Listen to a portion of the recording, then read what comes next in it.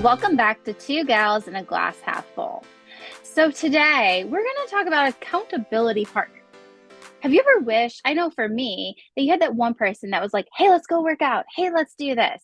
And that can look like so many different things. So we're going to talk all about it and how actually finding someone that can be an accountability partner for you could actually improve your health. So before we get started, Dr. Jess, what is in your glass? So this morning I'm on my coffee, my low acidic bean with a little bit of half and half, and trying to drink it before it gets cold, even in this cup, because I don't drink it fast enough. So Dr. Bobbie, what's in your glass? I'm having some water in a new little nice jug that my boyfriend got me, full of stickers. I love it. And so sometimes it's fun just having a little something new to drink something that's kind of plain. Right? Yeah. So as Dr. Bobbie was saying, accountability partners, it's a topic that really can be hugely impactful to your health because of many different reasons. But when you resonate with one person or a group of people and you have a common goal, and that goal is to be able to push each other to reach a better limit than you would on your own, the only thing that can happen from that is to improve and get better, right? Like an accountability partner isn't going to pull you down. This is somebody that like you're constantly pushing each other to get to that next level. And so it's really only a positive. So Dr. Bobbie, when you think of like accountability partner, like what do you picture in your mind?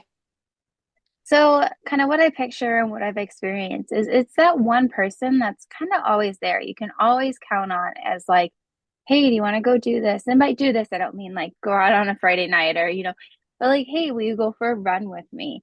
Do you want to do this race? Would you go play soccer? Like that one person that like, they are going to hold you to what you say as well. So if we plan to meet on Friday at 4 to go for a run, they're going to hold you to that. And some days, what's nice about accountability, some days it's you holding them, and some days it's them holding you. But finding like that good person is that person that makes you show up, that person you don't want to let down. You don't want to disappoint them. So it doesn't matter if it's 4 a.m., 5 a.m. in the morning, and the alarm goes off, and you're like, oh my gosh, I just rather sleep. You think of that person, and you're like, oh no, get my shoes on, let's go. Yep. And that's essentially that's it. And so when we think of an accountability partner, that means this can't just be anybody, right? Like Right, it right, can't. It won't work because the definition of what you just described is not most people, right? right. Right. So Mhm. that's what makes finding an accountability partner so difficult, because you have to share the same values and interests. So if this person says it joins you to train for like a race and say, hey, like there's this half marathon coming up, will you be my training partner? Or you say that to them, you both need to value running. Like, and Right. you need to value running long distance and running long distance at a certain pace. So there's going to be like levels of value that you both need to share. And if you do both share those, then it's a good fit. If you're not a runner and you say, yeah, like I'll sign up to run that race with you, but you hate it the whole time, then you're not jiving. And I think that's what I see happen a lot is you get someone that says, yeah, sure, I'll join you, but they're not really looking to be your accountability partner. And that's what it can be somebody that actually puts a drain on you. Like, have you ever had that happen? I was gonna say it's more for me, and I would say for me, it's not so much a drain, but if I didn't have that person, it's like, okay, well then I guess I won't go today. And And that's the so drain though, right? I not Because now yes, you're I guess like, that is a drain. Oh, yeah, like I was much as I am helping them go, they're helping me go. And a little bit of that is I think through sports all through my life. Like you had to show up. You had to show up. You had a coach. You had someone telling you what to do. And it was like that all the way through college. And then when it was gone, it was like, oh, well, I don't have to go. I don't have to be there. Like, oh, sitting on this couch sounds good. And all, but one time that's okay. But all of a sudden it becomes, again and again and again. And that's where that person just kind of helps bring you out of it, helps you show up. Yeah. And vice versa. So when we think of a partner, so a partnership means both parties are contributing. And so that's where I think there can be Hmm. some like unevenness sometimes, where Hmm. one party is showing up all the time and the other party is kind of like in and out, in and out. And so that doesn't work. That's not an actual partnership, right? That's a one-sided relationship. Call it what it is. You have to do your part and be the partner that helps improve it. And then now it's going to be that healthy balance. It's not one person bringing you out of the depths of whatever.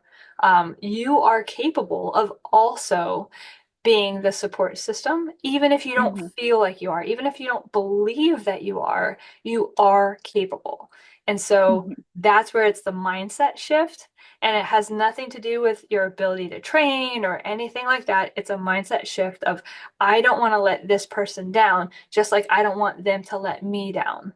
And then it's that dynamic back and forth, that undercurrent with shared values, that like all of a sudden now it's like you really have this very healthy push.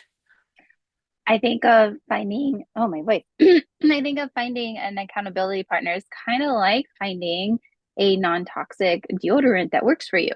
You're gonna go through a lot and you're gonna try a lot of different things.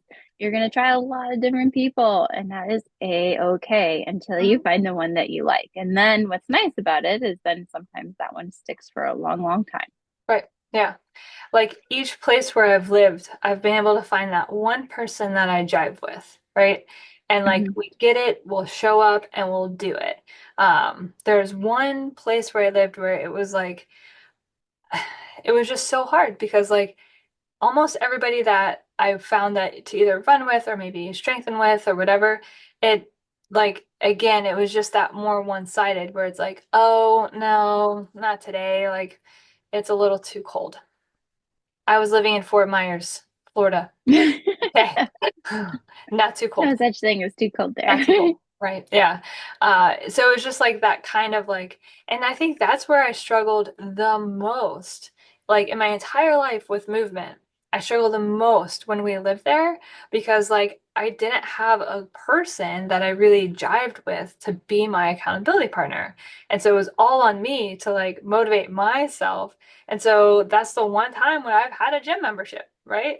And I would Hmm. go to classes at the gym, and it was great. I mean, it was okay. It's not my major jam. And then my dog was my running partner, and she was my accountability partner. Like, if I got up in the morning and I put my running shorts on, she would go nuts. And so that filled my dopamine response of like, okay, she really wants to go. So, like, I'll get up and go, even though it's dark out still. Yes. And so I was able to kind of makeshift my plan. Instead of it being a person, I was able to use my dog and a gym. And so, Hmm. because at the gym, the classes start us at a specific time. You can't be late. They're going to end at a specific time, which was perfect for me to like get a quick shower and get to work on time. Um, so it's like sometimes you do have to do a hybrid because there isn't somebody, and that's okay. So you just kind of have to get creative. Have you been able to find That's that as like a difficult, like think outside the box a little? well, I was gonna say that's kind of where I am right now, and I do have one person that I think would be in a great accountability partner, but she lives an hour away. It's a coworker, and they live in the city of Chicago, and I live out in the suburbs, and it's not realistic. I work 12-hour days, and I'm not going to go to work on my days off, because it's not like it's a 20 some minute drive, and I have my daughter, and what would I do with her? So there's a little bit of, if I was single, I could just go to work on the days. There's a gym right next to her. We could go for a run, but life's a little different right now. And so I struggle to find that person right now. Um, I've had it before. And so I have a dog that can't run anymore. Right. And so for me right now, a little bit is motivating me, trying to get back into it is my daughter and like pushing her. But at the same time, she loves to go for a walk, but she doesn't quite understand. She can't be like, Mom, I want to go, Right. like, let's go. She's not at that age yet. So for me, it's kind of just thinking a little bit about her health and what do I want her to value and what I want her to see. Hmm. But speaking of that, what are, Dr. Jess, what are all the different types of accountability partners that we could have or that you could think of? Because as you mentioned, having a dog is one, having a Hmm. gym membership where you're paying is another. Hmm. What are some other ways? Yeah, I mean, I think it could be your partner, like your spouse, your significant other, could be your accountability partner if you have the same interests. Like my husband and I, we don't really have the same interests. Like he doesn't run anymore. That's not his jam. And so that one doesn't quite work for me. But for some people, it is their partner. Um, Sometimes I think that's good. I think sometimes with true partnerships and marriages and relationships, it is kind of nice to have your separate things and the things you do together. So not everything has to be what you do together, and that can start to get a little bit unhealthy and a little codependent. So you got to be careful there, to still be you inside of this partnership in your life. So I've seen that kind of get a little too mixed sometimes, with people, and they forget, they lose themselves a little bit. Um, so I do think that like it has to be you and it has to be what you enjoy and what your goals are for your health. That I think is like the number one thing, and that you're not conforming to meet somebody else's needs. Like it's Yeah. so Yeah. hard, but like taking that step back and really thinking like, is this my value system? Is this what I enjoy? Is this where I feel good? Because this is something that this is selfish. This is for you. Like it is for you and you alone. It's your health, it's your body.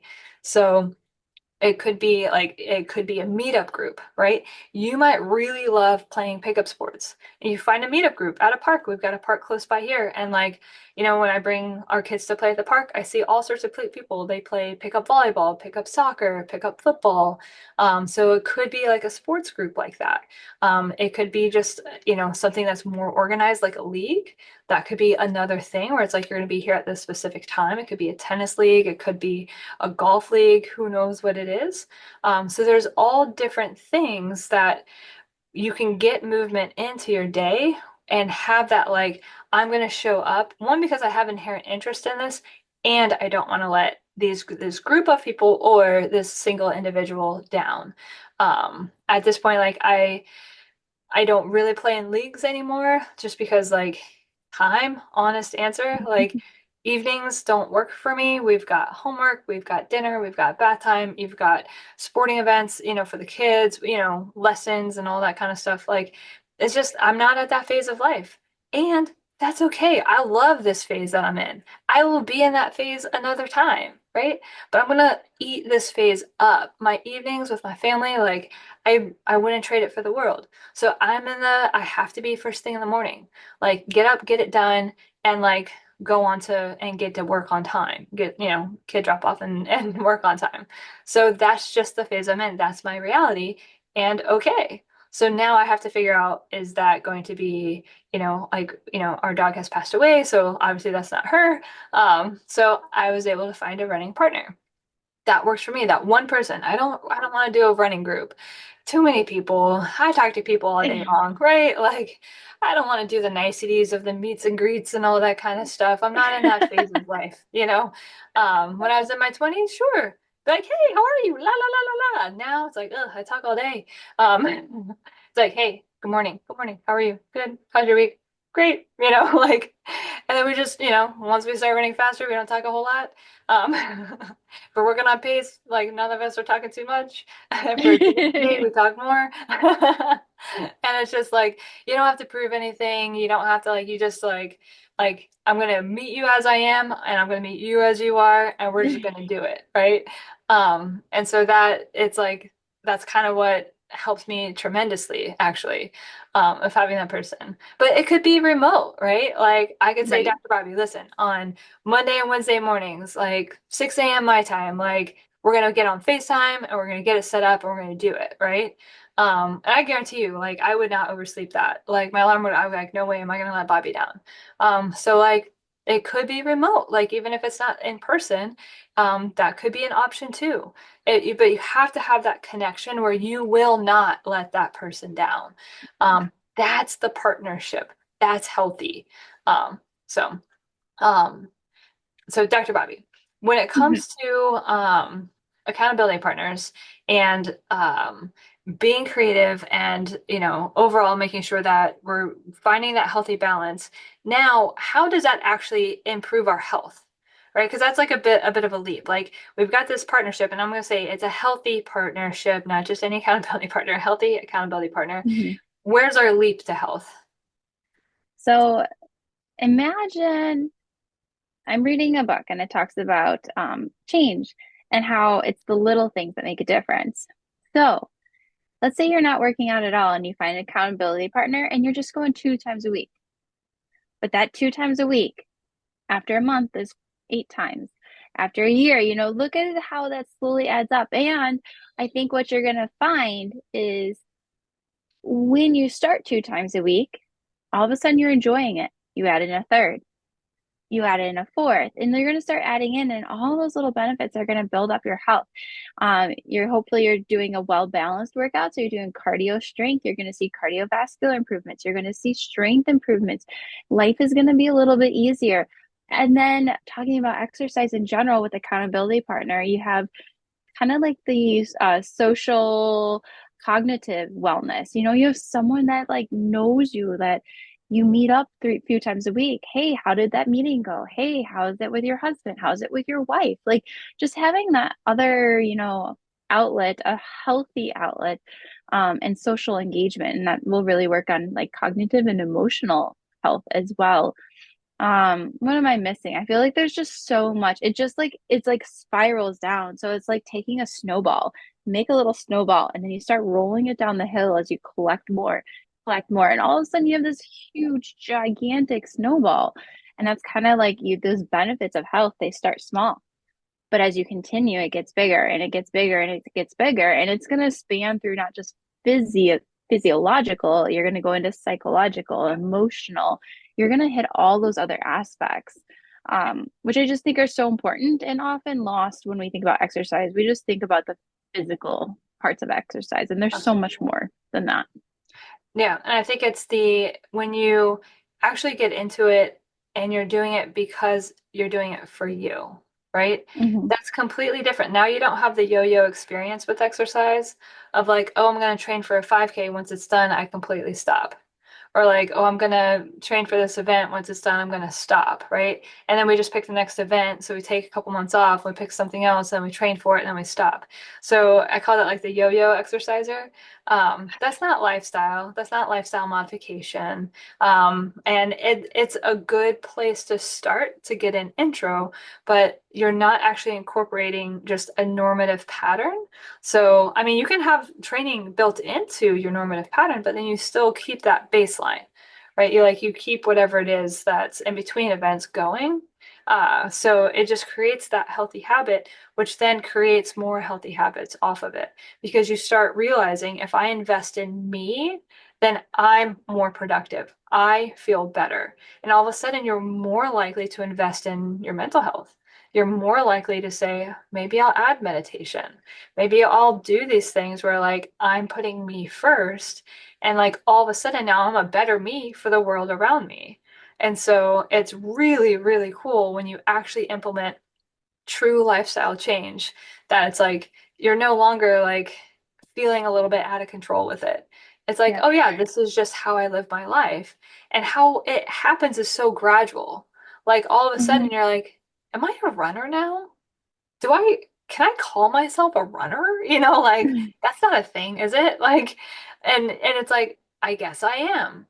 Like being a runner doesn't mean that you win the races, right? Being a runner is somebody that runs, right? So like it whoever you are, if you're a swimmer, if you're a cyclist, if you are a strength trainer, it doesn't matter, but like it becomes your identity. And now that identity gives you confidence. And so now you're like, I am that person. And all of a sudden it's like your growth is just exponential. But again, physically and psychologically, emotionally, which is just really, really cool. And Dr. Jess doesn't know this, but she just described the first 2 chapters of the book that I'm reading that I am so excited she's going to read it too, that we're going to talk about in the month of December. It's called Atomic Habits. And it talks about just that, like how I use the exact same example of like running 5Ks. You sign yourself up for a race to motivate yourself, but then after the race, you stop. And so it's like, how can we take those habits and turn them into lifestyle and not a habit? Because as soon as you stop doing it, it's you're no longer, it's not a habit anymore, and it just But one day can really change everything. yeah, it's just one Um, race. Like, what is right, that? What does that get you? You were doing it because you wanted to be a runner, right? Like you were kind of proving right. to yourself that you could, and then you did, but then why did you stop? Like, where was that breakdown? It's almost like we have this imposter syndrome of like, there's no way I could be a runner. Like, you know what I'm saying? It's like, why not? Mhm. Why? Well, Who's that's who's telling you you can't be? If you want to and that's be a runner. Do it. totally what this book talks about. And so I'm excited for us to get into it later. It talks about the different changes. And a lot of times we set goals and we look at outcome instead of identity. And if we really want to change, we need to do identity. So instead of saying, I want to be a runner, you start saying, I am a runner. And just kind of, I think it goes along those fake it until you make it. And I think there's so much benefit to that. Story of my life. I'm like, I don't know, but like, I'm just gonna say it, and Let's then just try it. eventually I'll believe it. Or as one of Jess's favorite sayings is throw spaghetti at a wall, something's got to stick. Right? I mean, hey, eventually something will stick. It has to, right? You just keep throwing the spaghetti. Just don't Yes. stop throwing spaghetti. Like that's when you know, like mentally you're not okay. Cool. Oh, but yeah. So All right, I think everybody. finding accountability partners super helpful. Be patient with it. Try a bunch. It's not gonna, and most likely will not be the first person you ask. Yeah. And that's It okay, won't. right? Mhm. Yeah, it's totally fine. You'll notice now, if you think of these concepts, though, do they share my same core values? Okay, like for real, like my values of what I want, do they share those?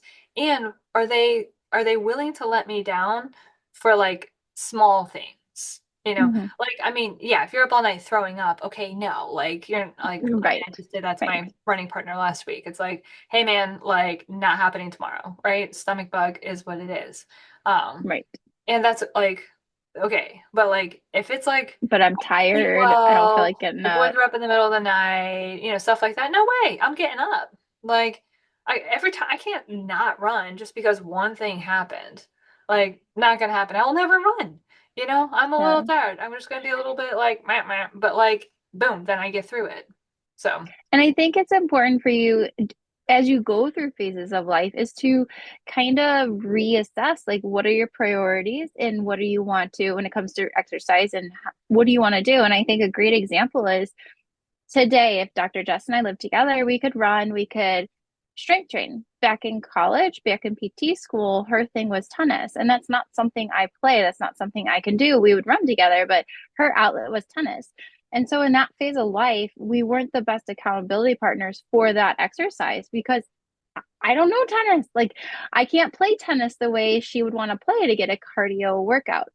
And so I think it's okay that you are going to change as you go through, as life goes through, what activity you want to do changes. And that mean you might have to change your partner. That doesn't mean anything bad happened. It just means it's a different time in life. yeah, that's okay. Like that's life. It's just Mm-hmm. constantly like ebbing and flowing, and just meet yourself where you are and give yourself grace and kindness and self-love, which is the hardest thing to do. Um, and when you do it, really like you're a better person, not only to yourself, but to those around you. Um, so, everybody, I hope you found this helpful. If you did, please share it with somebody around you that might benefit from hearing this information. It's only positive vibes, right? So that's all it's meant to Yes. be. And then make sure you stay tuned for next week. We've got all sorts of new fun topics to explore.